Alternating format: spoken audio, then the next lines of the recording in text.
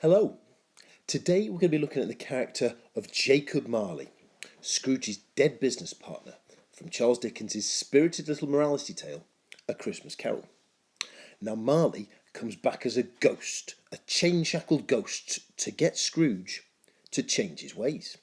And Marley's function is to warn Scrooge of the hideous error of pursuing wealth at the expense of humanity. Such a cold, greedy, emotionally stunted nature will reap horrific consequences, a world of hurt in the afterlife. So it is imperative that Scrooge learns to put people before profits and accept his social responsibility towards the poor. Now Marley's name checked in the first line of the novel. It says, Marley was dead to begin with. Wow, now there's an opening line that grabs you by the earlobes. It's a bit like a thriller I once read, and the opening line was, the man who was about to die was laughing. Bang, immediately you're sucked in, you're hooked into the story. And this is a great opening line for two reasons, I guess. Firstly, because it introduces a supernatural or ghostly inference, a dead person coming back to life. But secondly, it begs the question, and it intrigues the reader, how does a dead guy come back from the dead? And what's he going to come back as? What, a ghost? A zombie? A politician? A vampire? We just don't know. And that ignorance on our part is going to compel us to keep turning the pages. Early in Stave 1, Dickens has great fun poking fun at the old cliched simile, old Marley was as dead as a doornail. And this is interesting for a couple of reasons. Yes, it establishes that this guy is dead, and therefore when he comes back to life in some way, it's going to be all the more remarkable. But it also juxtaposes or links Marley with metal.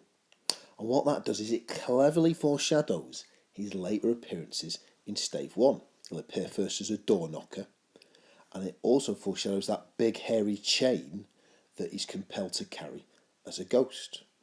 You could even round out a hat trick and say perhaps that juxtaposition, that linking between Marley and metal, serves to convey Marley's character in life, something that's cold and unfeeling like a lump of metal. And sure enough, Marley pops up in a more prominent position in Stave 1, this time as a door knocker. And Charles Dickens exercises his black belt aptitude for similes when he talks about the dismal light from the knocker, which was like a bad lobster in the dark. Great simile that. And I believe it has two key effects. First of all, it's conveying a sense of the eerie glow that the knocker radiates. Fascinating factoid for you folks. Apparently when lobsters go bad, they kind of hemorrhage this luminescence, they kind of glow. So it's linking to that. But also a lobster has got connotations of pincers that pinch. And I guess if this is referring to a bad lobster, then there's perhaps connotations of rotting or poisoning. And what that is doing is that's creating tension, because it's suggesting that something unpleasant is about to happen. Shortly afterwards, and just before Scrooge sees the ghost from head to toe, he hears the ghost. He hears the sound of a clanking noise, as if a person were dragging a heavy chain. And this scene always reminds me of Steven Spielberg's films, and I think Steven Spielberg might owe Dickens a debt of gratitude, because like in this scene here, if you ever watched Jaws or Jurassic Park, there are great scenes where you hear the predators, that big airy shark or the dinosaur, before you get to see them. And what that does, like this scene here, hearing the ghost before you see it, is it ratchets up the tension by engaging our senses. We're aware that the threat is near, but we cannot see it yet. Ah, the chain. A very symbolic bit of ironmongery, that. Marley's chain. The book describes it as being made up of cash boxes, ledgers, padlocks, heavy purses wrought in steel. And this chain is shackled to Marley. And as I say, it's a very powerful metaphor or symbol, because it represents how Marley's greed in life, his materialistic or his mercenary values, are getting punished in the afterlife. Literally and metaphorically, this is the beauty of this image, Marley's weighed down in death by his sins and life. And there's another great line about the chain that warrants attention. Dickens says, the chain he drew was clasped about his middle. It was long and wound about him like a tail. Well, first we've got that word clasped, which has connotations of entrapment or imprisonment, suggests that this man is trapped in this state. Poor old Marley is trapped. You've also got the idea of it being a long chain.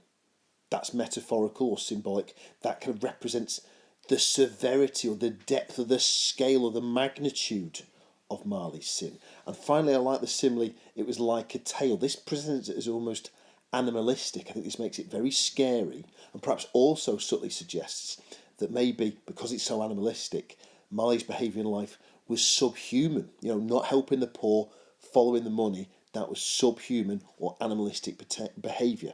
And now in death, he appears to resemble some sort of animal. Unsurprisingly, given that his best mate's just come back as a ghost draped in chains, Scrooge is a little bit unsettled by this experience. And this is conveyed by the line, "The spectre's voice disturbed the very marrow of his bones." Spectre, of course, meaning a ghost. Yes, it terrifies Scrooge, but then that's the whole point. Marley is trying to scare Scrooge straight, trying to scare Scrooge into complying with a new set of values, because he wants Scrooge to be rejecting greed, avarice, that blind pursuit of wealth, in favour of a more benign set of values. He wants him accepting a social responsibility or duty to help the poor and vulnerable. Fear, then, is a great teacher, and it's going to make Scrooge more susceptible to Marley's warning. Now, being a bit of a div, I accidentally dropped a vase on my foot the other day, much to the delight and amusement of my daughter. And it made me understand why Dickens uses short sentences when Marley is describing his experiences in the afterlife. He describes the afterlife as having no rest, no peace, incessant torture, remorse. I remember when my foot was throbbing in pain on the back end of this vase, having to speak in very clipped, short sentences, because funnily enough, when you're in pain, that's not conducive to crafting fluent, long, articulate sentences. And of course, what this line does as well, no rest, no peace, incessant torture of remorse, what it does, it just shows the high price that Marley pays for his heartless pursuit of wealth in life. We talked earlier about how the verb clasp emphasised the fact that Marley is trapped in his situation, and there are some adjectives rolled out later that shore up that idea and kind of reinforce that impression. We've got adjectives like captive, bound, double-ironed. He says that he's fettered. And Dickens' message is clear here. The punishment for neglecting your fellow man in life is inescapable misery in death. Now, Scrooge must think he's in the cast of Ghostbusters or something, because he tries to crack a joke to Marley's ghost. Big mistake. He makes a joke about, the ghost being more something to do with gravy than the grave. And Marley responds with a frightful cry, an appalling noise of the chain clanking. It's so scary, in fact, that Scrooge almost faints. And this is when Marley starts unfurling the bandage around his head that's holding his jaw in place. And that jaw just sags open. This is a real kind of money shot for me in terms of powerful visual moments in the novella. This one, for me, it takes podium. It's horrifying to see this big gaping jaw hanging on its hinges, but it also just shows the depth of Marley's pain and misery. I mean, it's so horrific, this pain, that he has to physically strap his jaw shut to avoid wearing this perpetual look of open-mouthed agony. When Marley is explaining to Scrooge their failings in life, he trots out Dickens' key message. At one point he says that mankind was my business. And this use of the word business is very significant. In fact, Marley's Ghost repeats that word a number of times because it's forcing Scrooge to reevaluate its meaning. He wants to force Scrooge to appreciate that the word business has a double meaning, and he wants him to focus on the meaning of business, meaning a duty, in this case, a duty or responsibility to protect our fellow man, the poor and the vulnerable. For as long as Scrooge can remember, of course, he's seen the word business in terms of commerce and finance and profit. On a basic level, of course, though, Marley's just there to help set up the plot. And if we want to frame that in a very highfalutin, fancy Dan A-style way, we can say, on a structural level, Marley establishes the framework of the novella's plot.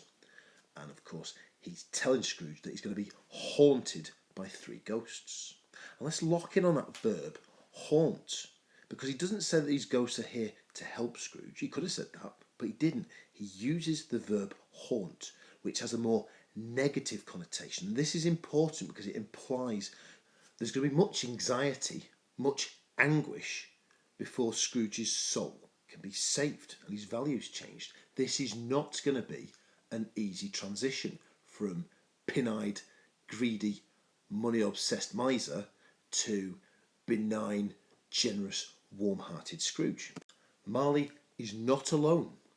Outside the window, swirling around in the darkness, Scrooge sees other shackled ghosts, some that he recognises, and they're all crying out piteously at being unable to assist the poor and vulnerable. These ghosts, like Marley, have learned their lesson the hard way. The role of mankind upon earth is to look out for each other. You've got a social responsibility. And if you're learning that on the wrong side of the grave, that is going to be an agonising lesson for you to ingest. And an examiner-pleasing A-star note to end upon is that Marley and these ghosts seem to inhabit a sort of purgatory. This is a place described in the Bible. These ghosts are in purgatory, and this is defined as a place of suffering inhabited by souls of sinners making amends before they go to heaven. So it's like a way station. Once you've paid for your sins that you committed in life, you'll be allowed access to heaven. Until then, you must wander the earth, fixing, or at least trying to fix, some of the mess that you made. And that's Marley's ghost, folks. To briefly recap then, he's got 3 main jobs as Marley's ghost. He's there to warn Scrooge to change his ways. He's there to telegraph Dickens' message about the importance of social responsibility, looking out for the poor. And he's also there to set up the plot, to establish the idea of 3 ghosts coming to visit Scrooge. And before you troop down to the pub or the park or the cafe, just have a little goggle at these natty little lines that reinforce key ideas about Marley. Before you are dead, get it in your head. You'll wear chains of lead. If you don't, share your bread. And I know Marley's more a lover of poetry than pop music. At any rate, he's not a big fan of heavy metal. And my apologies if you're finding that joke a little bit leaden.